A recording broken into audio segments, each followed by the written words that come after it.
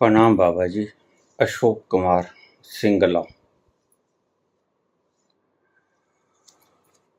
बाबा जी, आपने मेरे से एक वायदा किया था, ब्रह्मांड कितना बड़ा है इसके बारे में मैं आपको बताऊंगा। बहुत वर्ष की बात है, जब मैंने पूछा था, आपने कहा कि वक्त आने पे मैं आपको बता दूंगा, तुम पूछ लेना। आज मैं पूछ रहा हूं, ब्रह्मांड कितना बड़ा है। वैज्ञानिक तो इसका परिमाण नहीं दे पाए, लेकिन आप कृपा करके बताते हैं ब्रह्मांड कितना फैलाव में है। बड़ा मुश्किल सवाल है। इसे थोड़ा सा सूक्ष्मता से समझने की चेष्टा करेंगे तो कुछ समझ में आ जाएगा।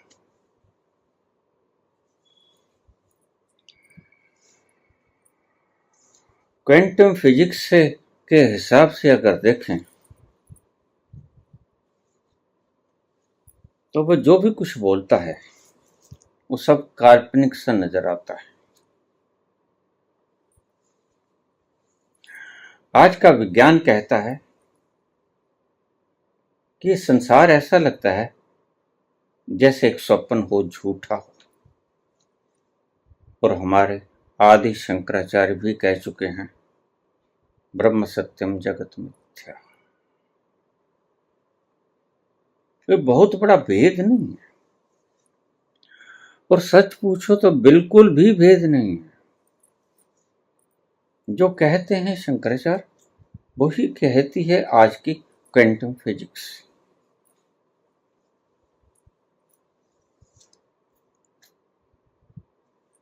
मेरी यह वीडियो किसी साइंटिस्ट के पास पहुंचा देना, शायद इसमें से वो कुछ निकाल पाए।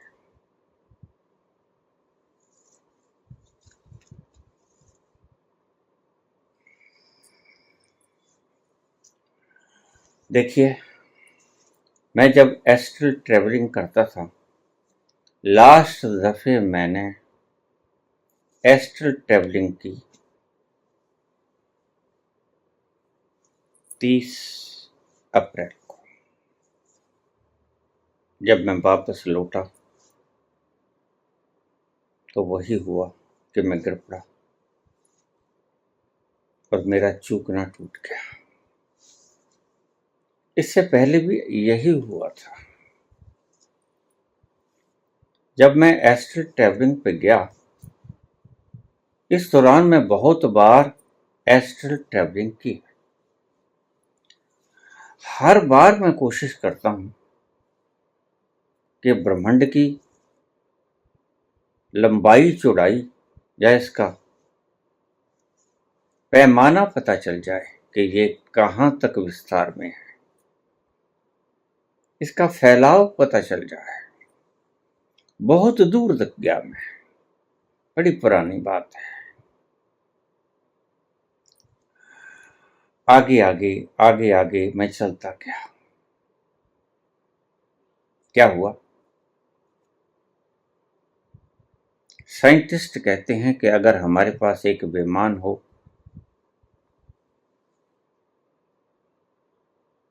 जो लाइट की गति से चलता हो, यानी 1,86,000 माइल्स एक सेकंड में, देखिए कितनी गति होती है। बातें तो सिर्फ काल्पनिक ही हैं, कोई अतिशयोक्ति नहीं है अगर ये बोलते हैं कि वैज्ञानिक पगला गए हैं, और वैज्ञानिक कहते हैं कि आध्यात्मिक पगला गए हैं। एक दूसरे को पागल कह रहे हैं।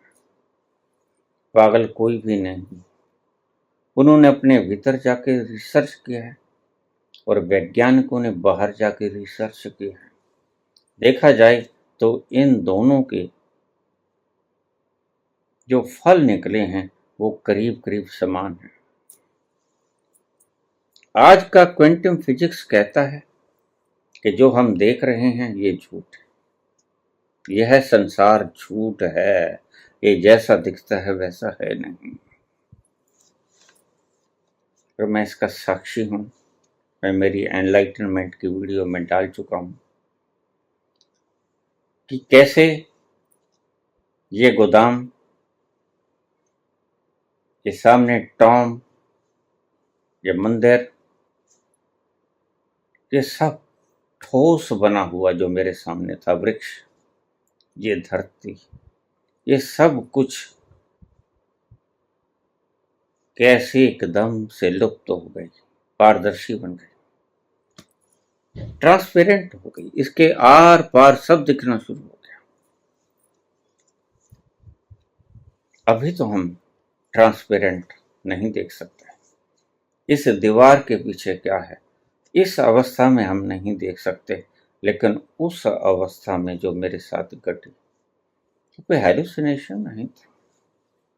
तुम इसे हैलुसिनेशन मान सकते हो, ये तुम्हारी मौज है, लेकिन जो मैंने देखा व्याख्यायित किया, धीरे धीरे सब खो गया, विलीन हो गया, और ये पत्थर, ये अपारदर्शी पत्थर सब पारदर्शी हो गया।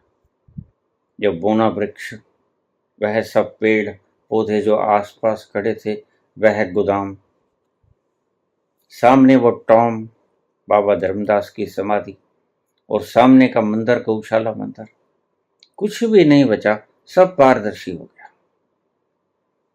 तब मैं किसे सच मानूं?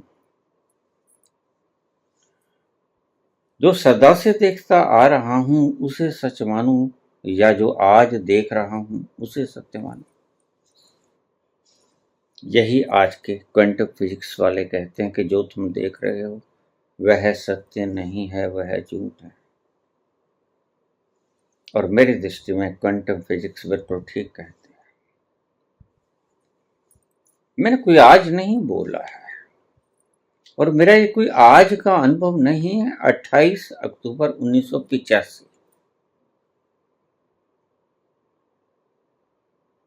की रात, करीब 8:30 बजे का वक्त होगा, उसके बाद ये घटना घटी। मेरे दिलो दिमाग में इसकी छाप आज भी मौजूद है, वो सारा नजारा आज भी छपा हुआ है।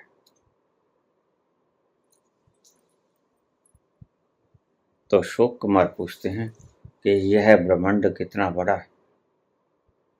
पहली बात तो सोचिए, थोड़ा सा दिमागों को सूक्ष्म कर लीजिए। जिसे आप ब्रह्मांड कहते हो वो एक नहीं है, अनेक ब्रह्मांड हैं। ईश्वर की इस सृष्टि में अनेक ब्रह्मांड हैं, एक ब्रह्मांड नहीं। जिसे हम अस्तित्व कहते हैं, एग्जिस्टेंस कहते हैं, सही शब्द है एग्जिस्टेंस।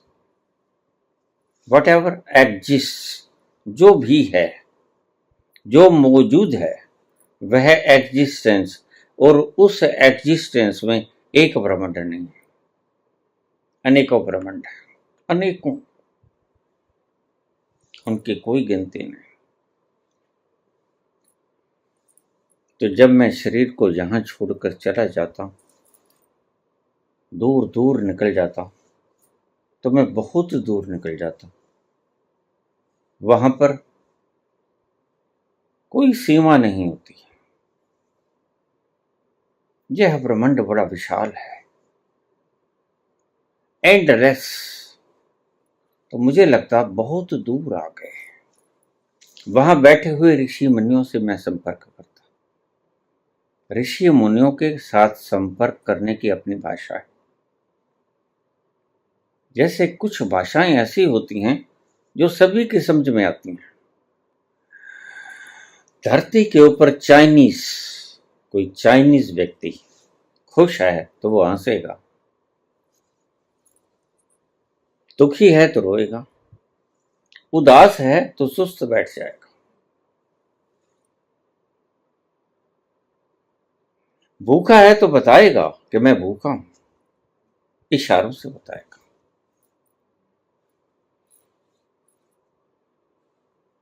चाइनीज बोलेगा तो तुम्हें शायद समझ ना आए, लेकिन एक भाषा कॉमन है। जब रोएगा तो तुम समझोगे कि इसको कोई तकलीफ है या दुख रहा है। जब हंसेगा तो तुम समझ जाओगे कि इसको कोई खुशी की खबर मिली है। उदास बैठा होगा तो तुम समझ जाओगे कि कोई परेशानी का सबब है। कुछ भाषाएं कॉमन होती हैं और बोलनी नहीं पड़ती, उनका चेहरे का हाव भाव बता देता है।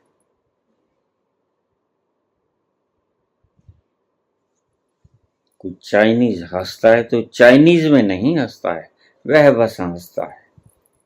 अंग्रेज हंसता है तो अंग्रेजी में नहीं हंसता है, वह बस हंसता है। भारतीय हंसता है तो कोई हिंदी में नहीं, पंजाबी में नहीं, तेलुगु में नहीं, पंजाबी में नहीं, किसी भाषा में नहीं हंसता है, वह बस हंसता है।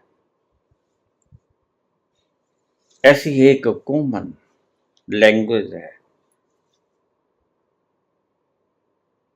एक दूसरे ग्रहों के ऊपर भी ये सभी चलता है, वहां भी कुछ नहीं बदलता, यह सब कुछ वहां भी है। तो कम्युनिकेशन के लिए कुछ चीजें समान हैं सभी ग्रहों के ऊपर। खैर, मैं बहुत दूर तक चला गया, वहां बैठे हुए ऋषियों से पूछा। यहां औसत उम्र 100 साल, 70-80 साल, कहीं कहीं कम, कहीं कहीं ज्यादा। और ऐसे भी ग्रह हैं जहां पर औसत उम्र 1 लाख साल है। हजारों वर्ष की औसत उम्र तो सामान्य है। ऐसे भी ग्रह हैं। हम आगे चलें तो मैं एक ग्रह के ऊपर पहुंचा, पूछता पूछता जहां भी जाता वहां मैं पूछता कि यह ब्रह्मांड कितना लंबा चौड़ा है, इसका कोई और शोर है, इसका कोई आपको मालूम है, कोई आदि कोई अंत। किसी ने मुझे सेटिस्फैक्टरी जवाब नहीं दिया, लेकिन एक संत ने मुझे सेटिस्फैक्टरी जवाब दे दिया। बस वो सेटिस्फैक्टरी जितना था उससे ज्यादा तसल्ली बख्श और कोई जवाब मुझे दे नहीं पाया आज तक। जब 6 अगस्त को मैं वहां से वापस आया एस्ट्रल ट्रेवलिंग करके, तो उसके बाद शरीर काबू में नहीं रहता, कमजोर हो जाता है। 6-8 घंटे शरीर से बाहर रहना, शरीर आत्मा की एनर्जी से वंचित रह जाता है 6-8 घंटे, तो कमजोर हो जाता है। मैं गिर पड़ा, तो मैंने आपसे बताया था गिर पड़ा तो नीचे नोकदार ईंटों के टुकड़े पड़े थे, वो मेरी रीढ़ की हड्डी में चुभ गए। मुझे आज तक परेशान हो, दर्द करते हैं। अब भी मैं यदा कदा बहुधा उस दर्द से निजात नहीं पाया।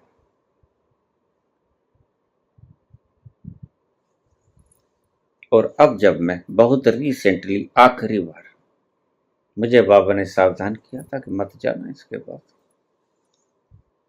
फिर कोई पता नहीं तुम उठ पाओगे कि नहीं उठ पाओगे, लेकिन मैं चला गया इजाजत लेके। बस आखिरी बार, आखिरी बार। मुझे लगता है कि इसके बाद मैं जा ही नहीं सकूंगा, शरीर इतना कमजोर हो गया है। अगर कोई छोटा बच्चा भी मुझे थोड़ा सा धक्का दे दे तो मैं गिर पड़ूंगा, इतना शरीर कमजोर है, अपने से ही कंपने लगता है। जिस शरीर के भीतर 12 वर्ष से शक्तिदायक खाना ना गया हो उसका यही हाल होता है। और इस शरीर का भी यही है, ऐसा ही हाल है। शरीर की परवाह नहीं की, शरीर की देख रेख भी कभी नहीं की, इसकी सजावट भी कभी नहीं की, इसलिए ये कमजोर भी हो गया।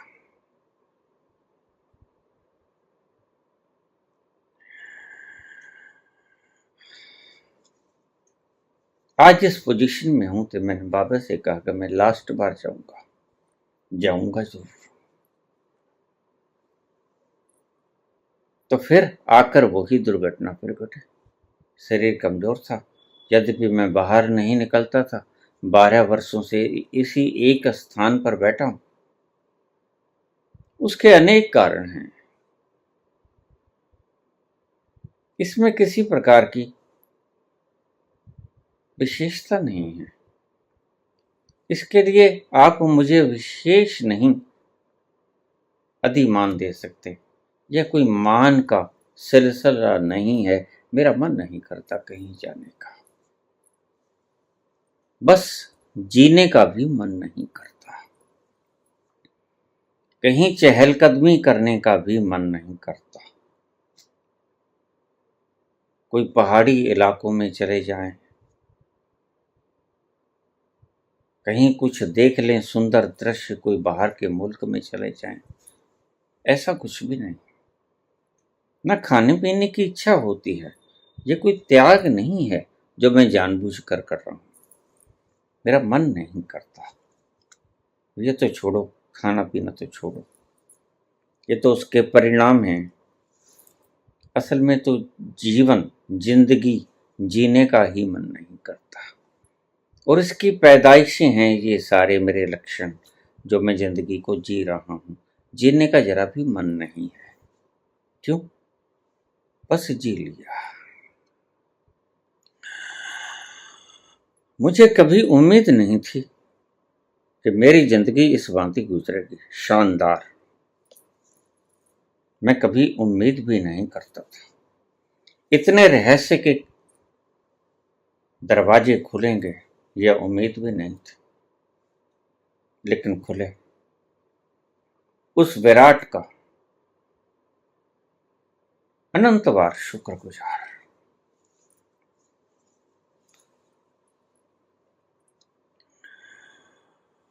मैं सिर्फ प्रकृति के ऊपर आके नहीं रुकता, ये आपको थोड़ा समझाता हूं, क्योंकि प्रकृति के पार, प्रकृति को बनाने वाला वो सर्जनहारा, वो अज्ञात हाथ मैंने देखे हैं।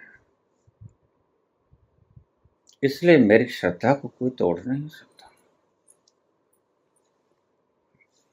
मैं खुद भी चाहे तो नहीं तोड़ सकता, क्योंकि जो अपनी नगन आंखों से देख चुका हूं वो टूटेगा कैसे? कोई जरिया नहीं है उसको तोड़ने का। खैर, जीवन की इच्छा नहीं, जीवेषण नहीं, जरा भी इच्छा नहीं, और जीने की इच्छा नहीं, इसलिए सब कुछ बांट के जाना चाहता। अच्छा किया तुमने पूछ लिया अशोक, बहुत पुरानी बात याद आ गई मुझे। हाँ, मैंने वायदा किया था, और मैं जितना जानता हूं तुम्हें बता देता हूं। शायद इतना तुम्हें किसी ने भी नहीं बताया होगा, वैज्ञानिक भी इतना नहीं जानते हैं। तो मैं चलता चलता चलता चलता एक स्थान पर पहुंचा, काफी दूर निकल गया था। वहां पर एक बहुत वृद्ध, करीब उनकी उम्र होगी शायद शायद 1,00,000 वर्ष, जहां तक मेरा अंदाजा है, क्योंकि वहां उस ग्रह के ऊपर इतनी आयु सामान्य है, एवरेज है, इतना लोग जीते हैं वहां। बहुत दूर है, बड़ा रहस्यमय वहां का वातावरण है। मेरी आवाज से तुम्हें उस रहस्य की गहराई का पता लगता होगा। मैंने उनसे पूछा, महात्मन, क्या तुम जानते हो कि इस फैलाव का ओर छोर, आदि अंत कहाँ है, कितना है? ये देख तो मैं रहा हूं। थोड़ा सा विचार, थोड़ा सा संकल्प, और वहीं पहुंच जाता हूं। आज आपके पास आया, पहली बार गया था। मुझे उन्होंने एक बड़ा सिंपल सा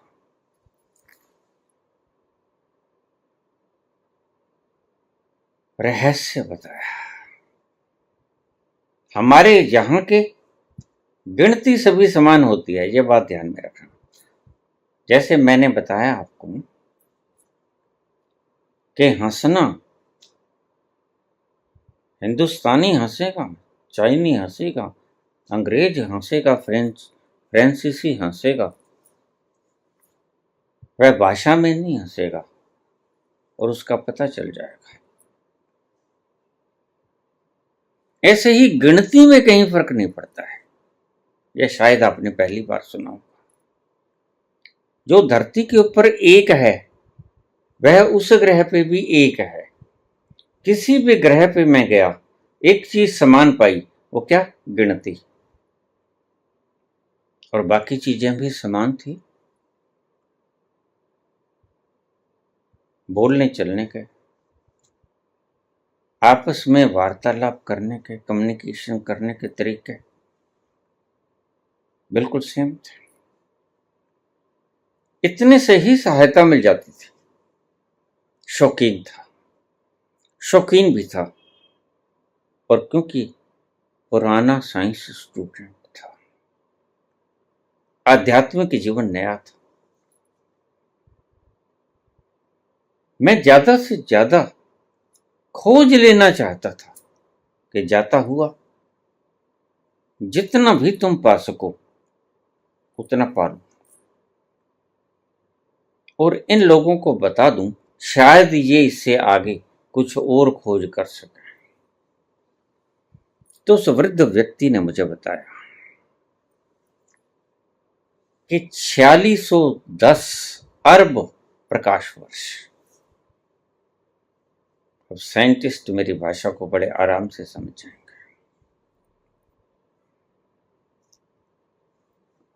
मुझे कहने लगा, मैं इससे ज्यादा नहीं देख सका, यद्यपि इससे आगे भी ब्रह्मांड है।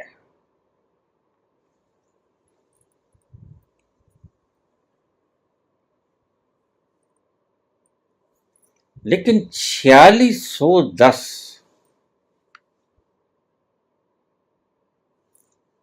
बस इतना ही मैं माप पाया, प्रकाश वर्ष। हमारे यहां की कैलकुलेशन से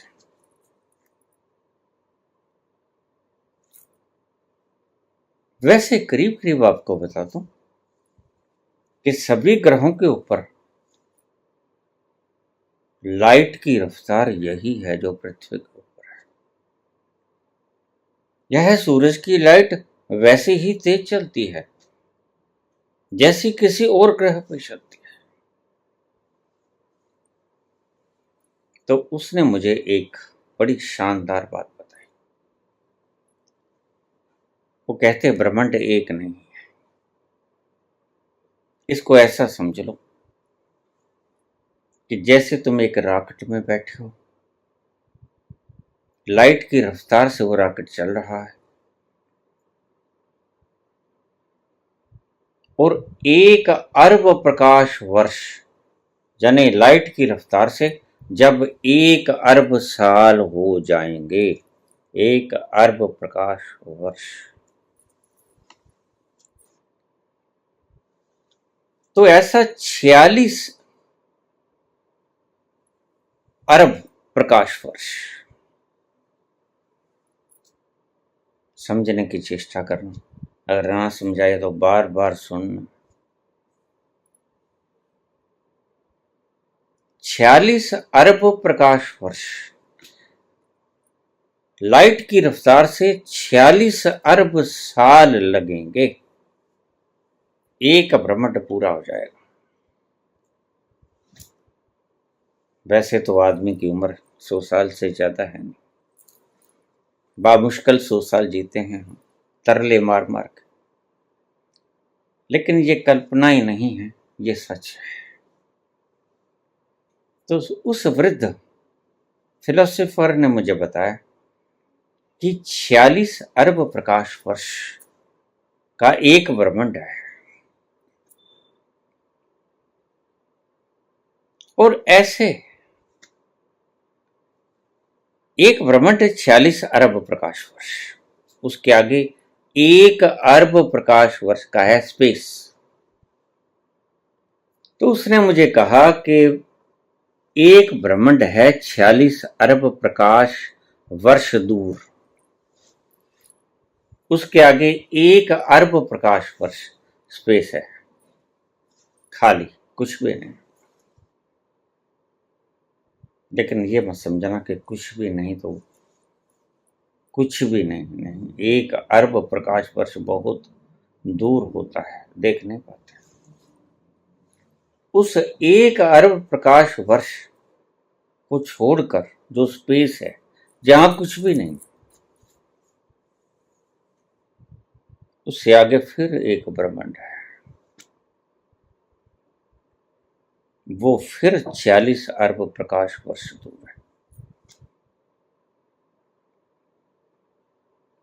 अगर लाइट की रफ्तार से हम चलें तो 46 अरब प्रकाश वर्ष लगेंगे उस ब्रह्मांड को फिर क्रॉस करने के लिए। फिर 1 अरब प्रकाश वर्ष का स्पेस है, फिर 46 प्रकाश वर्ष, अरब प्रकाश वर्ष का एक ब्रह्मांड हो। मुझसे वो कहने लगा कि मैं 10 ऐसे ब्रह्मांड देख चुका हूं। उसके आगे मैंने बड़ा पता किया, नहीं समझाया ये क्या है क्या नहीं। इतनी दूर तक मैं जानता हूं, जा चुका हूं, लेकिन बीच में ये जो गैप है 1 अरब प्रकाश वर्ष का, 46 1 46 1 46 1, ऐसे वो कहता कि मैं 46 अरब प्रकाश वर्ष के 10 ब्रह्मांड देख चुका हूं, और बीच में 1 प्रकाश वर्ष का गैप देख चुका हूं।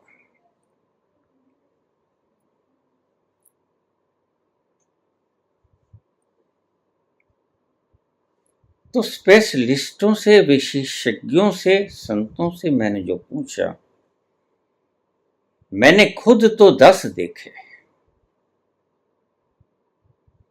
लेकिन वो कहते 100 हमने देखा, 4600, और 100 प्रकाश वर्ष की स्पेस। यह क्यों छोड़ी गई पता नहीं, 46 प्रकाश वर्ष ही क्यों बनाया गया पता नहीं।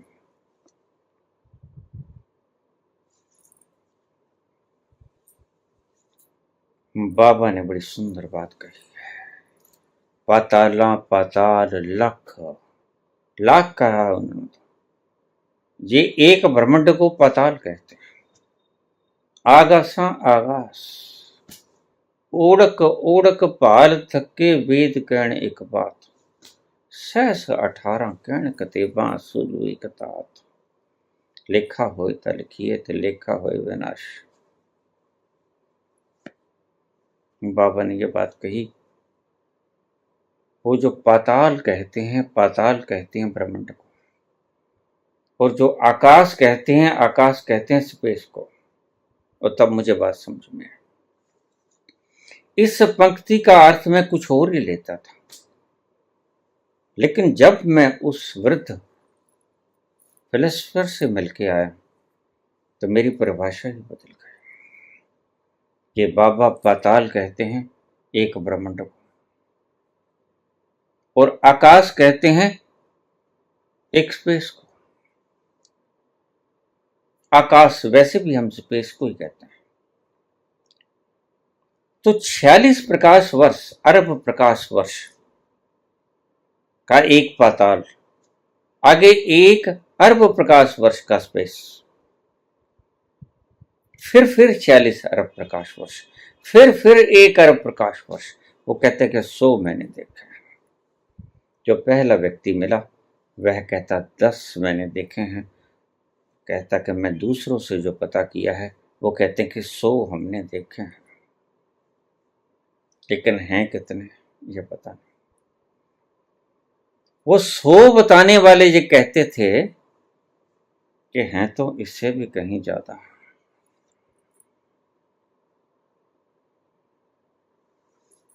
लेकिन हम जानते हैं उसका और छोर कोई नहीं। 4600 प्रकाश वर्ष तो पाताल हैं जो जो जाने गए उस व्यक्ति के द्वारा। और अगर 100 पाताल जोड़ें तो एक आकाश साथ में जोड़ें तो 100 आकाश हो गए। 4700 अरब प्रकाश वर्ष ये हुआ कुल रिजल्ट। तो तुमने पूछा अशोक कि ब्रह्मांड कितना लंबा चौड़ा है, इसका फैलाव कितना है। किसी शास्त्र में न तो लिखा है, न किसी शास्त्र को पता है, कहीं नहीं लिखा मिलेगा आपको। मैंने बहुत से शास्त्र पढ़ लिए, लेकिन मैं खुद अपनी ट्रैवलिंग करके जो कुछ खोज के लेके आया, जो संतों से कन्वर्सेशन करके मैं खोज पाया, वो यही खोज पाया। शायद कोई साइंटिस्ट इसमें आगे कुछ निकाल सके, शायद कोई क्वांटम फिजिक्स वाला इसमें कुछ आगे निकाल सके। लेकिन एक बात पक्का, 100 अरब प्रकाश वर्ष का एक ब्रह्मांड होता है और 1 अरब प्रकाश वर्ष का एक स्पेस होता है, इसे खाली स्थान कहते हैं। 100 अरब प्रकाश वर्ष का एक ब्रह्मांड यानी पाताल और 1 अरब प्रकाश वर्ष का खाली स्थान, जिसे बाबा कहते हैं आकाश। पाताला पाताल लाख, बाबा तो लाख कहते हैं। अब क्या करें, बाबा ने लाख देखे होंगे, लाख बता दिए, हमने तो नहीं देखे। बाबा कहते हैं पाताला पाताल लख, आकाश आकाश, कितने ही आकाश। ओढ़क ओढ़क पाल थक के वेद कहने की बात है। जितने ज्ञान हैं, वेद का अर्थ ज्ञान, ज्ञानी मानव वो भी अपनी समझ से ही बोलते हैं, वो भी देख के बोलते हैं, लिखा लिखाया कुछ नहीं बोलता। तुम कहते कागज की लेखी और मैं कहता आंख देखी। तो ये संत लोग कभी भी नकल नहीं मारते हैं, किसी शास्त्र में लिखा हुआ, किसी गुरु से सुना हुआ दोहराते नहीं। ये तो नकलचियों की बात है, जो जानते नहीं बेचारे, इनकी दशा पे दया आती है। तो तुमने पूछा, बड़ा सुंदर प्रश्न पूछा, बड़ा महत्व प्रश्न है। इस आध्यात्मिक चैनल पर यह प्रश्न पूछना अपने आप में एक रोमांचकारी है। मुझे बताते हुए बड़ा रोमांच हो रहा है, मुझे वो पुरानी बात याद आ रही है। जब मैं उस संत के पास गया था और मैंने पूछा तो उसने कहा कि मैं तो जितना जानता हूं तुम्हें बता देता हूं, 10 मैं जानता हूं, 10 तुम्हें बता दिया, और जिनसे मैंने पूछा उन्होंने 100 बताया। लेकिन इतना पक्का कि 46 अरब प्रकाश वर्ष का एक ब्रह्मांड है और खाली जगह 1 अरब प्रकाश वर्ष की है। इस बात को आप नोट कर लेना, जरा भी फर्क नहीं निकलेगा इसमें। आने वाला वक्त बड़ी दूर दूर की दूरबीन बना रहा है और तुम ये जानकर हैरान होगे कि तुम इस आंकड़े को बिल्कुल सटीक पाओगे। बाबा अपनी भाषा में बोलते हैं, तब इन जेम्स वेब वगैरह का, हर्बल का टेलीस्कोप का आविष्कार नहीं हुआ था। ये तब की बात है। बाबा कहते हैं पाताल और आकाश, इनसे नापते हैं, वो कहते हैं लाख हैं। वो 100 नहीं कहते, वो 1000 नहीं कहते। पाताल ना पाताल लख, आकाशा आकाश। अब इसके अर्थ निकालोगे तो बड़े सहज रूप से अर्थ निकल आएंगे। ये जो ब्रह्मांड हैं वो तो लाख हैं, लाख भी पता नहीं कितने लाख हैं, क्या पता लगाओगे इसका।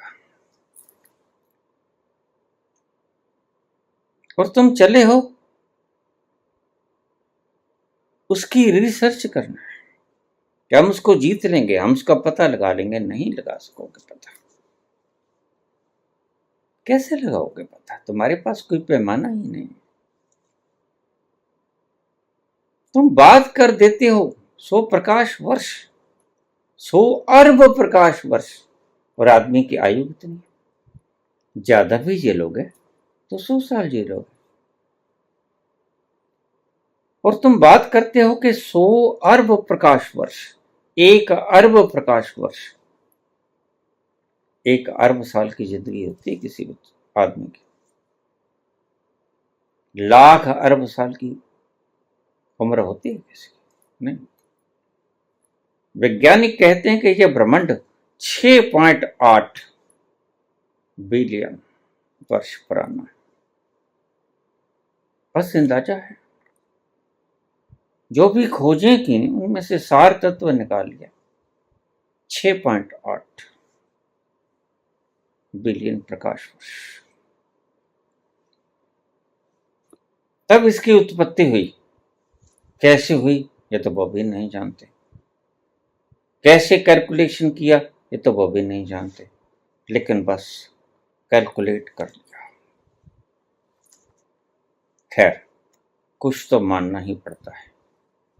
सत्य तक पहुंचने में कुछ तो मानना ही पड़ेगा, तो सत्य उजागर होगा। तो अशोक ने यह प्रश्न पूछा सेंगर ने। मैंने वायदा किया था, आज मैंने वायदा निभा दिया। तुमने पूछ लिया, अगर न पूछते तो मैं ऐसा ही चला जाता। फिर से थोड़ा सा व्याख्यायित कर दूं। 46 अरब प्रकाश वर्ष लगते हैं एक ब्रह्मांड को पार करने में, अगर लाइट की रफ्तार से चला जाए प्रकाश। और उसके आगे 1 अरब प्रकाश वर्ष लगेगा स्पेस को क्रॉस करने में। फिर आ जाएगा पाताल। 46 अरब प्रकाश वर्ष फिर लगेगा, फिर आगे आ जाएगा आकाश। बाबा के लिखे हुओं को जब मैंने साइंटिफिक तौर पे जाके आजमाया तो मेरे भीतर झन्नाटा छा गया। कितना सटीक वर्णन है। कैसे मापा होगा? बिल्कुल ऐसे ही मापा होगा जैसे हम माप रहे हैं। शरीर से बाहर होके खुद जाके देखा होगा। ऐसे तो बोलते नहीं बाबा, ऐसे ना कबीर बोलते हैं, ना कोई संत बोलता है। सच्चा संत कभी ऐसा नहीं बोलता, जानकर बोलता है। कागज का लिखा हुआ नहीं बोलता, किसी का बताया हुआ नहीं बोलता, किसी का समझाया हुआ नहीं बोलता, वो तो खुद की आंखों से देख के आता है और फिर बताता है। मेरी दृष्टि में ब्रह्मांड और एग्जिस्टेंस, इसके बारे में मैंने बड़े विस्तार से आपको बता दिया है।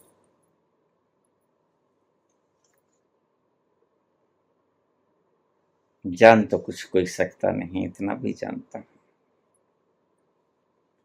लेकिन फिर भी जितना जानता हूं शायद मेरी कैलकुलेशन से, मैंने जो पूछा, मेरी इंफॉर्मेशन से आपको कुछ सहायता मिल जाए, इसलिए बोला है। धन्यवाद।